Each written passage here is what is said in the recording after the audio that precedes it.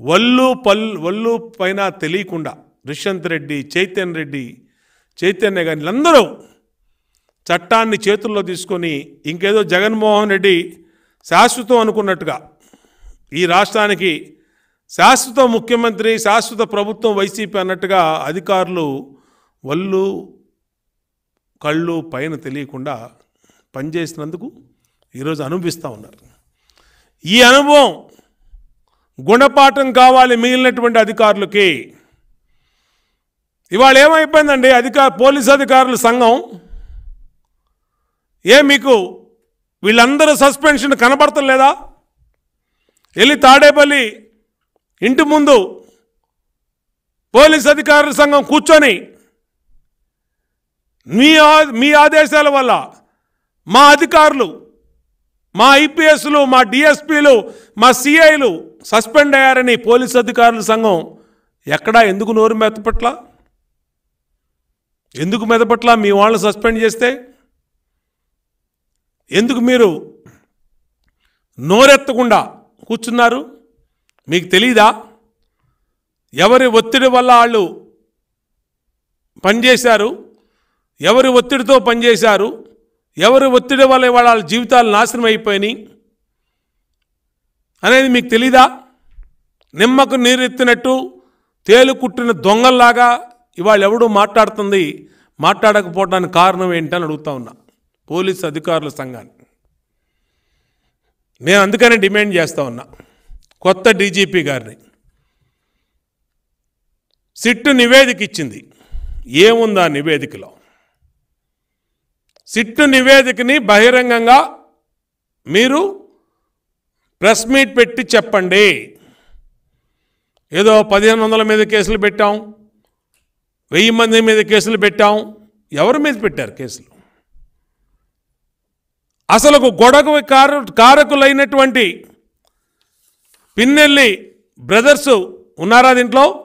ఆ సిట్ రిపోర్ట్లో ఎందుకు అరెస్ట్ చేయట్లా వాళ్ళని? ఎందుకు మీరు పిన్నెల్లి రామకృష్ణారెడ్డి సోదరుల్ని అరెస్టు చేయటం లేదు? డీజీపీ చెప్పాలి. దీంట్లో బాంబులు, నాటు బాంబులు, పెట్రోల్ బాంబులు, ఆ రోజు ఇలాగే ఎన్నికల్లో, స్థానిక సంస్థల ఎన్నికల్లో మా అభ్యర్థుల్ని నామినేషన్ వేయట్లేదని వేయకుండా అడ్డుపడుతున్నారని పిన్నెల్లి రామకృష్ణారెడ్డి చేస్తున్న రౌడీజం మీద పోలీస్ కంప్లైంట్ ఇవ్వడానికి వెళ్తే నా మీద హత్యాయత్నం మాచర్లలో నా మీద హత్యాయత్నం చేసి మళ్ళా నా మీదే కేసు పెట్టించారు. నా మీదే కేసు పెట్టారు. అంటే పిన్నెల్లి అధికార దుర్వినియోగం ఏ విధంగా జరిగిందో నా కేసులోనే ఉదాహరణ. నన్ను చంపబోయి నా మీద హత్యాయత్నం చేసి ఏదో దేవుడి దయ వల్ల బతికి బయటపడ్డందుకు మళ్ళీ నా మీద కేసు పెట్టారు. అంటే కేసు కోసం మళ్ళా కోర్టుకు వస్తే ఈసారైనా చంపాలని పిన్నెల్లి రామకృష్ణారెడ్డి వాళ్ళ బ్రదర్సు, ఆ దొంగల ముఠా ప్రయత్నం. మరి ఇవాళ ఇక్కడ ఎస్పీనే డైరెక్ట్గా పట్టుకున్నాడు. ఎస్పీ ఇతను బిందు మాధవ్ ఈ పేపర్లో ఉన్నాడు. ఇతన్ని సస్పెండ్ చేశారు ఇప్పుడు ఎన్నికల సంఘం.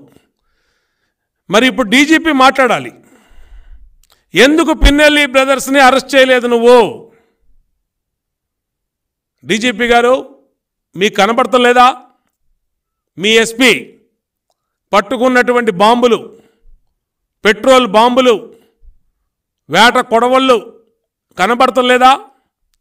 ఇదిగో పిన్నెల్లి రామకృష్ణారెడ్డి తన గ్యాంగ్తో తెలుగుదేశం పార్టీ కార్యాలయం మీద ఏ విధంగా దాడి చేపించాడో కనబడతలేదా? కారంపూడిలో,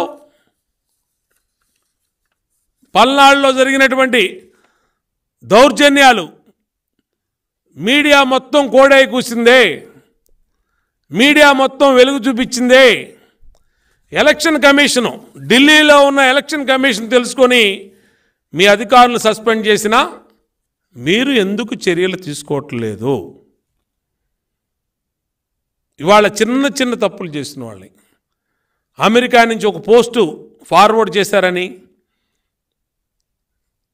అలాగే సోషల్ మీడియాలో ఒక పోస్ట్ ఫార్వర్డ్ చేశారని, గోడలు దూకెళ్ళి అరెస్ట్ చేసినటువంటి ఏపీ పోలీసు ఇంత అరాచకం జరుగుతూ ఉంటే, పల్నాడులో రామకృష్ణారెడ్డి, పిన్నెల్లి రామకృష్ణారెడ్డి బ్రదర్సు, నరసరావుపేటలో గోపిరెడ్డి శ్రీనివాసరెడ్డి, తిరుపతిలో కరుణాకర్ రెడ్డి, భూమన కరుణాకర్ రెడ్డి, అలాగే చంద్రగిరిలో చెవిరెడ్డి భాస్కర్ రెడ్డి కుమారులు, ఇంత బహిరంగంగా తాడిపత్రిలో పెద్దిరెడ్డి, ఇంతమంది బహిరంగంగా గొడవలు చేస్తే ఎలక్షన్ కమిషన్ చర్యలు తీసుకోమనే వరకు ఇక్కడ చర్యలు తీసుకోలే. ఎలక్షన్ కమిషన్ ఆదేశాల వరకు సిట్ వేశారు. ఏదింది సిట్ రిపోర్టు? సిట్ ఎవరు ఇంకా బహిరంగంగా బయటకు వచ్చి వైసీపీ పేటీఎం డాగులు బోబో నడుస్తున్నాయి. ఇంకా వీళ్ళ దాష్టికానికి బలైపోయిన పోలీసు అధికారులు ఉద్యోగాలు పోగొట్టుకొని సస్పెండ్ అయితే దానికి తెలుగుదేశం పార్టీ కారణం అంట. నేను అడుగుతా ఉన్నా, ఏ రోజన్నా ఇన్ని సంఘటనలు మా పార్టీ కార్యాలయాన్ని పగలగొట్టారు, మా నాయకుడు ఇంటి మీదకి వెళ్ళి దాడి చేశారు, నన్ను మాచర్లో చంపబోయారు, గుడివాడలో చంపబోయారు, ఇన్ని సంఘటనల్లో మా పట్టాభి ఇంటి మీద దాడి చేశారు, ఇన్ని సంఘటనల్లో మా